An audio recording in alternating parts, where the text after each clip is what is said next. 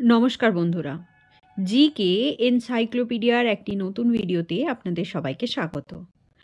আজকের ভিডিওটি আইসিডিএস কর্মী এবং সহায়িকা পরীক্ষার জন্য একটি গুরুত্বপূর্ণ ভিডিও, অর্থাৎ একটি রচনাটির নাম হচ্ছে শিশু আলয়।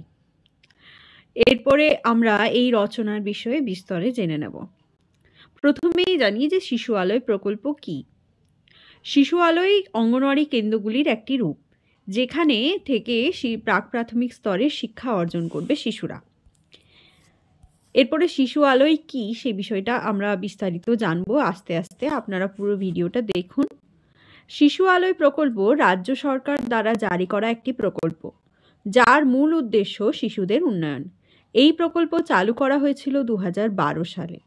এই প্রকল্প অঙ্গনওয়াড়ি কেন্দ্রগুলির মতোই, যা 6 বছরের বাচ্চাদের স্কুলের জন্য তৈরি করার লক্ষ্য নিয়ে শুরু করা হয়। এই প্রকল্পের অধীনে শিশুদের স্কুলে যাওয়ার জন্য তৈরি করার পাশাপাশি পুষ্টিকর খাবার সরবরাহ করা হয় এবং মেডিকেল সম্পর্কিত যাবতীয় সুবিধা প্রদান করা হয়। মুখ্যমন্ত্রী মমতা বন্দ্যোপাধ্যায় এই প্রকল্পের মাধ্যমে ভবিষ্যতে সমাজের শিশুদের সুবুদ্ধির বিকাশ করবে, এই আশা করা যায়। শিশু আলয় প্রকল্পের মূল উদ্দেশ্যই কিন্তু হচ্ছে সার্বিক বিকাশ। 3 থেকে 6 বছর বয়সী শিশুদের স্কুলমুখী করার পাশাপাশি শিশুদের কাউন্সেলিং করানোর জন্যই এই প্রকল্প শুরু করেছিলেন রাজ্য সরকার। এরপরে হচ্ছে পরের পয়েন্ট, যে শিশু আলয় প্রকল্পের সুবিধা কী কী। শিশু আলয় প্রকল্পের প্রধান সুবিধা হলো শৈশব বয়সে শিশুদের স্কুলে যাওয়ার জন্য তৈরি করা।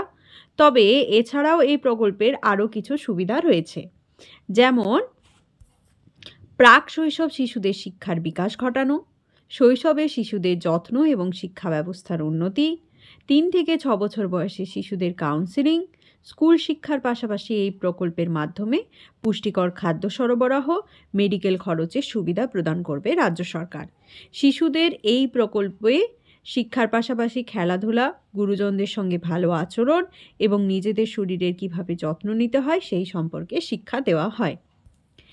এই প্রকল্পের জন্য কি কারোর সাথে কোনো যোগাযোগ করতে হয়? তো এই প্রকল্পের জন্য কোনো যোগাযোগ করার দরকার নেই। সাধারণত অঙ্গনওয়াড়ি যে কেন্দ্রগুলি সেগুলোই শিশু আলয়ে উন্নীত করার চেষ্টা এখনও চলছে এবং বহু অঙ্গনওয়াড়ি কেন্দ্র কিন্তু শিশু আলয় প্রকল্পের উন্নত হয়ে গেছে।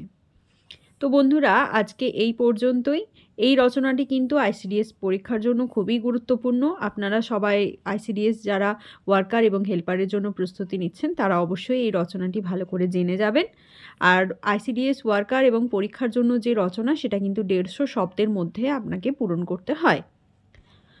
তো ধন্যবাদ পুরো ভিডিওটা মনোযোগ সহকারে দেখার জন্য। আবার নতুন কোনো ভিডিও নিয়ে আমি আপনাদের সামনে অবশ্যই